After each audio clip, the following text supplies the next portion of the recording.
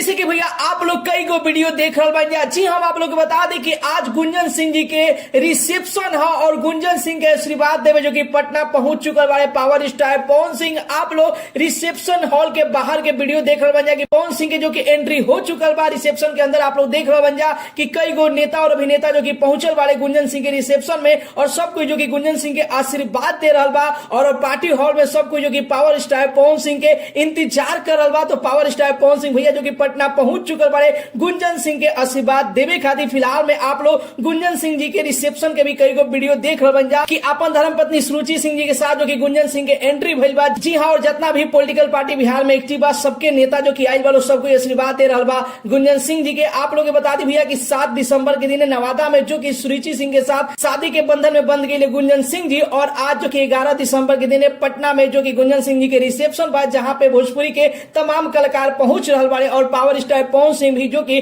पटना पहुंच चुकल बारे। बहुत जल्द गुंजन सिंह जी के रिसेप्शन हॉल में पावर स्टार पवन सिंह के एंट्री होके जा रहा। फिलहाल में आप लोग ये वीडियो कैसा लागल और अभी तक आप लोग गुंजन सिंह और सुरुचि सिंह के ढेर सारी बधाई और आशीर्वाद नहीं किया दिले तो आप लोग कमेंट बॉक्स में दे सकते हैं।